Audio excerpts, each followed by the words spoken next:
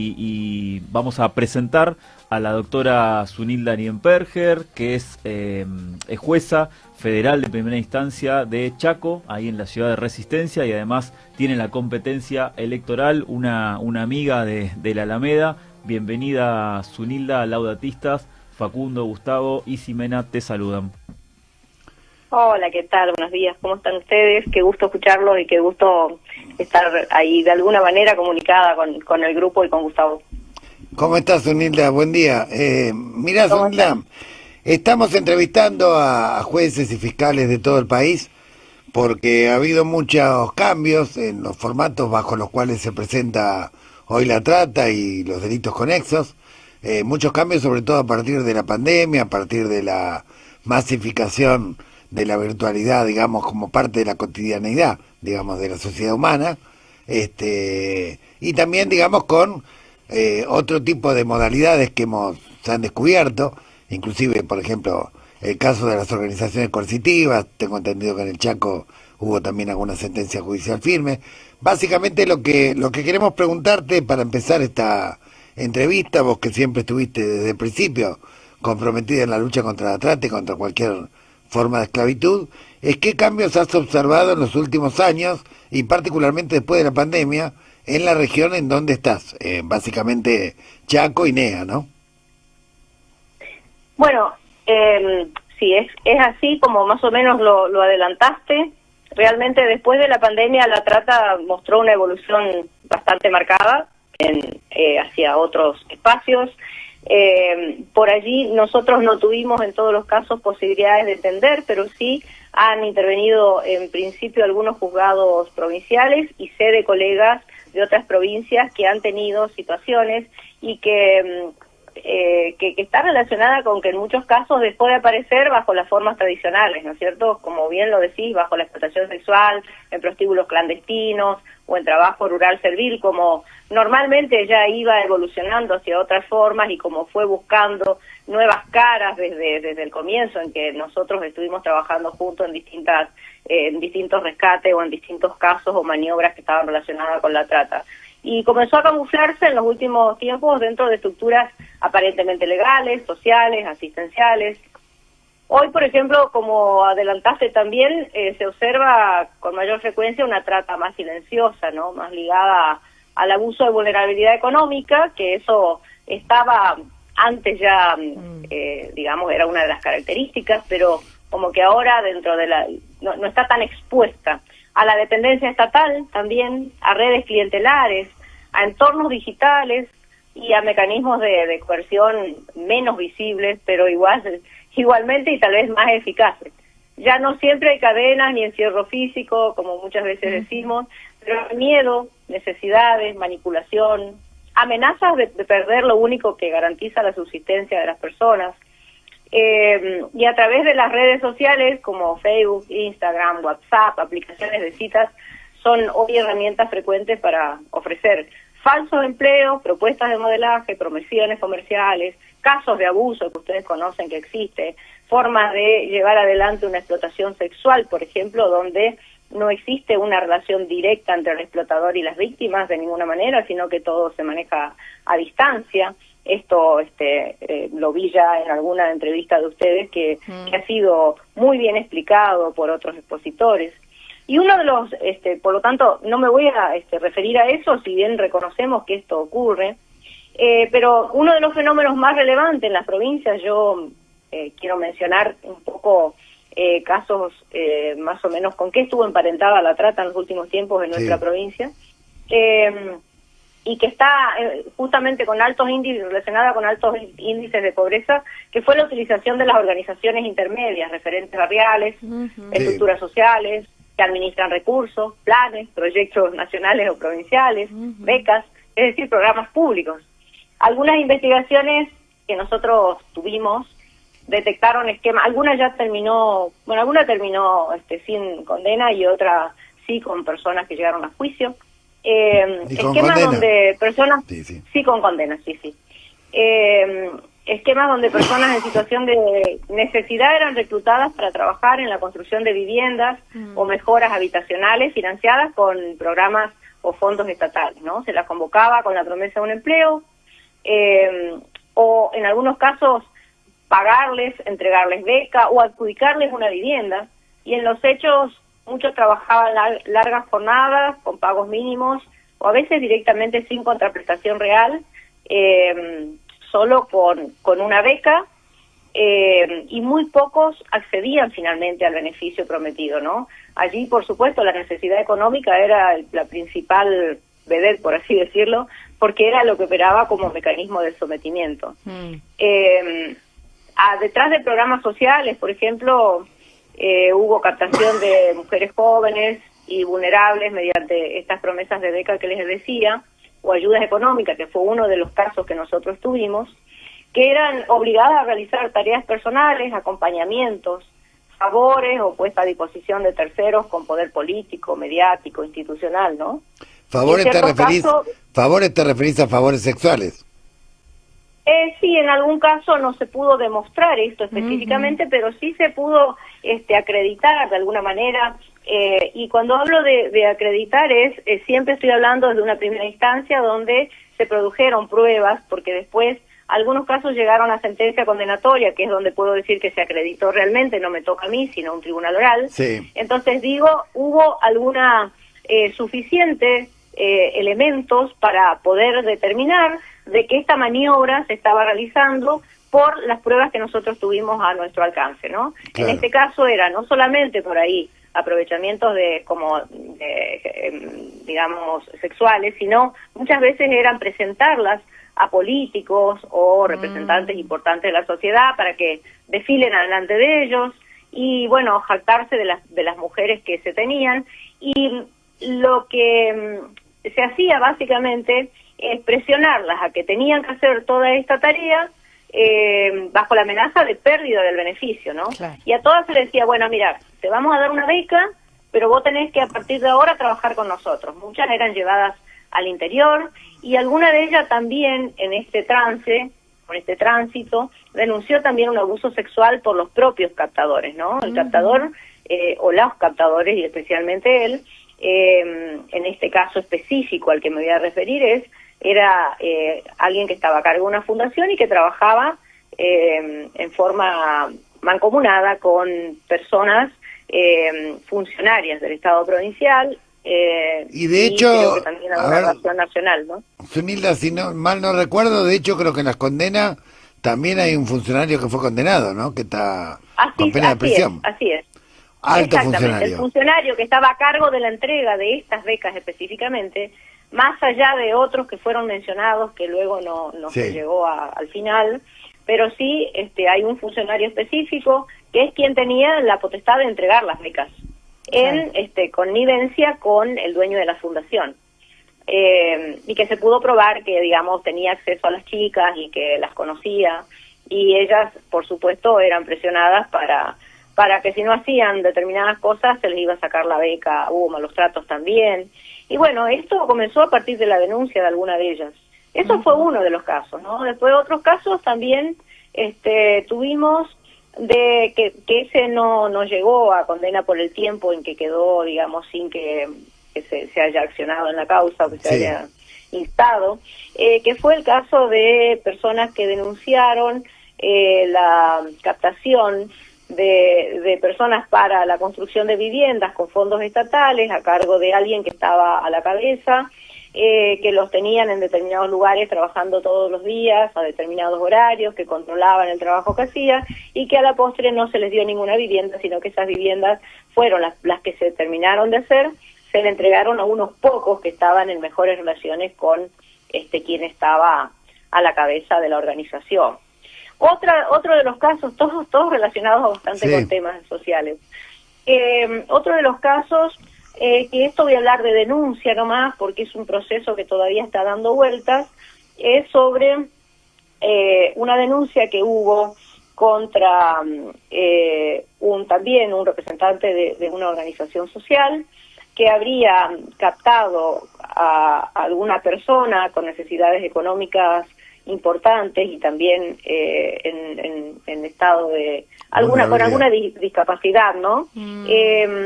La captaron para hacerla trabajar en su casa, la hicieron trabajar, cuidar a sus hijos en tiempo completo, más allá de que vivía en esta casa y allí comía. Lo cierto es que le sacaban, ella tenía una tarjeta alimentaria, le sacaban la tarjeta esa y cobraban ellos, en vez de que por lo menos, y tampoco se le pagaba, ¿no?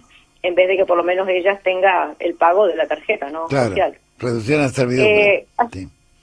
Claro, exactamente, y ahí sí, el procesamiento es por sometimiento a servidumbre y trata, ¿no? Así que bueno, estos son los casos más o menos que nosotros podemos visualizar que se han estado dando. Todos, como bien decía Gustavo, están íntimamente relacionados con el tiempo de necesidades económicas, claro. Y siempre, ¿no? Con la marginalidad que hay. Y ahí, Zunilda, Facundo te saluda nuevamente. Consultarte, sabemos, digamos, no es ninguna verdad revelada que no se puede desarrollar el delito si no hay connivencia de parte del Estado, pero en este caso hay como una dependencia casi como muy fuerte. ¿Qué dificultades hubo entonces para iniciar las investigaciones, para recolección de pruebas, para lograr los procesamientos, siendo que había, como mencionás, digamos, funcionarios del Poder Ejecutivo directamente vinculados? Mira, a ver, los obstáculos que existen para recolectar pruebas cuando comenzás a entrar en la pata de los funcionarios públicos es la que existe en todos los expedientes que nosotros llevamos adelante. Recordemos que somos juzgados federales, delitos complejos que en general están relacionados de alguna manera, en algunos casos, ¿no?, con el poder estatal y con funcionarios como lavado, defraudación a administración pública. Bueno, y en estos casos trata. Los obstáculos son los mismos, que llegás en un momento, digamos, que vos necesitas la palabra, porque a veces es difícil entrar de otro modo si no es por alguna conversación en un teléfono que hayan secuestrado, poder llegar a obtener el testimonio de alguien que conozca de estos hechos. Porque cuando empezás a subir en la cadena jerárquica o digamos, a acercarte al espacio del funcionario público, al espacio público, el silencio es cada vez mayor, ¿no? Y nadie quiere jugarse a dar un nombre o a sostener un nombre en el tiempo, porque a veces hasta las mismas víctimas que comenzaron dando algunos datos no se pudo sostener esto en el tiempo como para avanzar un poco más, ¿no? Bien.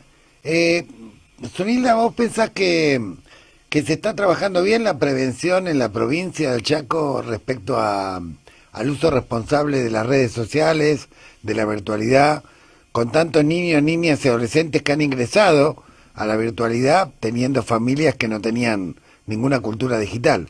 ¿Hay algún trabajo fuerte para trabajar en la prevención o sentís que mucha juventud y muchas niñeces están medio a la deriva con ese tema?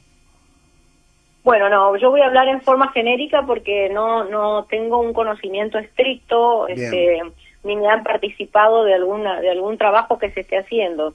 Genéricamente, y porque lo hablamos cada vez que tenemos un encuentro o un foro respecto de cualquier tema, y porque lo vemos alrededor, no hay ningún control sobre las redes, no hay control en las niñeces sobre a qué páginas o a qué buscadores o a qué plataformas acceden.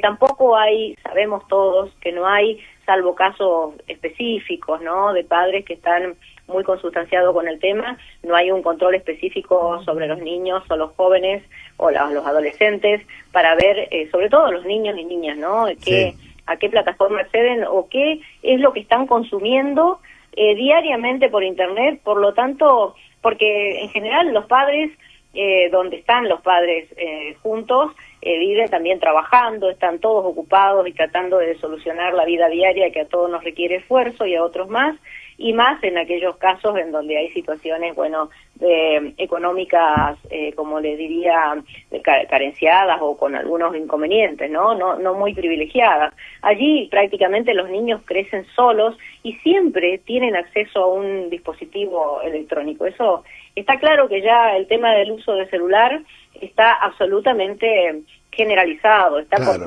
absolutamente todo el mundo tiene un celular. Y nadie controla esto, como tampoco se controla más allá del acceso vía dispositivos electrónicos, y después de eso muchos chicos no son controlados desde la salida de la casa hasta volver a su casa nuevamente. Por lo tanto, están, como diríamos, sometidos a distintos peligros diarios, ya sea vía virtual o que pueda llegar también a consumarse luego en la realidad, ¿no? Fuera de la virtualidad. Claro, claro. Bueno, sí, por eso justamente en la Cámara de Diputados se están discutiendo algunos proyectos de AC digital o alguna cuestión que haga imperativo que los ministerios de educación trabajen en el tema de la prevención, dado que la mayoría de los reclutamientos con fines de explotación sexual o laboral se produce en el ámbito virtual últimamente, ¿no? Sí.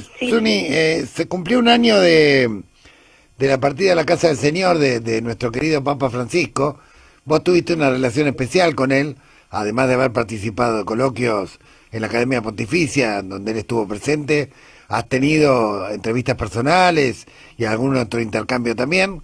Así que nos gustaría saber cuáles son tus reflexiones a un año de la partida de Francisco, cómo evaluás su magisterio y particularmente su mirada sobre la lucha contra el descarte humano, la lucha contra la trata.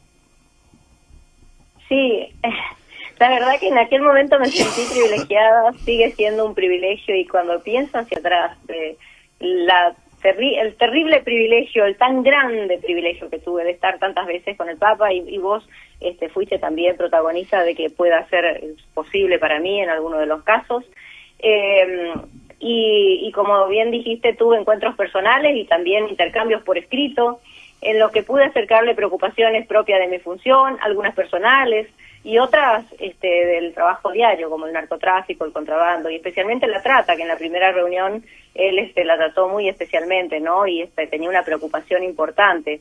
Y nada, en esas instancias encontré en él una escucha profunda, una mirada humanista, una sensibilidad genuina hacia las problemáticas más dolorosas de nuestro tiempo, que eso lo vimos en todos los actos de Francisco. Para mí no fue solo él un líder espiritual, ¿no? Sino un referente ético que interpelaba de la cercanía y que nos sigue interpelando, con una enorme coherencia siempre entre lo que decía y lo que hacía. Para el mundo creo que Francisco representó una voz imprescindible en favor de la dignidad humana, promovió una iglesia más abierta e inclusiva. Recordemos un montón de situaciones que todos tenemos en la mente de cuando habló de las diversidades o cuando habló de las mujeres, ¿no?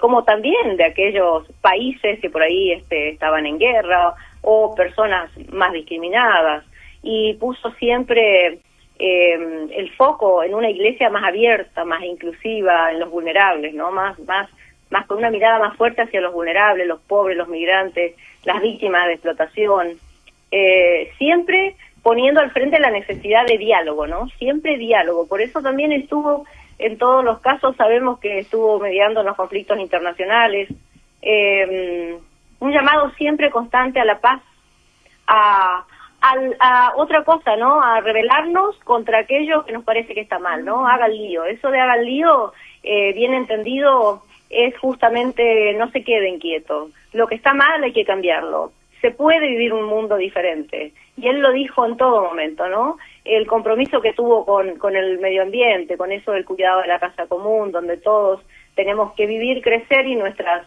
también las próximas generaciones. El impulso en una mayor participación y el reconocimiento de mujeres, ¿no? Que marcaron un pontificado comprometido con la realidad. Fue, no sé, tengo un montón para decir de él, un líder global que trascendió lo religioso, ¿no? Para convertirse en un referente moral de nuestro tiempo. Y personalmente para mí, cada vez que me acuerdo, me emociono de nuevo, porque cada vez que hablaba con él, yo le decía, ¿le puedo decir padre? Mi papá también se llamaba Francisco, y realmente tenía yo como, bueno, nada, imagínese, para cualquiera que está con el Papa, pero para mí especialmente tenía una debilidad o una sensibilidad especial, ¿no? Por todo lo que significaba. Que para cuando uno habla de Francisco puede estar una hora entera hablando y podría decir muchas cosas más que fueron importantes para el mundo, más de lo personal. Así que nada, eso. Bueno, Zunilda, te agradecemos mucho esta entrevista. te agradecemos también tu compromiso histórico de lucha contra la trata y explotación de personas desde hace mucho tiempo, inclusive cuando ni siquiera había ley, y seguramente te vamos a seguir consultando por estos asuntos en el NEA, dado que tu opinión siempre es muy importante y marca caminos. Así que Sí. muchas gracias. Sí, no, muchas gracias también a vos, Gustavo, que sos un referente en el tema de trata, aun cuando yo no tenía ni nociones, la Alameda estaba trabajando en esto, me acuerdo, en Buenos Aires, y bueno, y siempre, en todas las ocasiones que nos tocaron compartir, ya sea desde el trabajo específico o también en simposios, congresos, donde compartíamos ideas que todavía nadie se le ocurría plantear, ¿no? Así que bueno, gracias también por eso y por todo el aporte que hacen. Bueno, muchas gracias. Nos veremos pronto. Hasta luego. Adiós. Era la doctora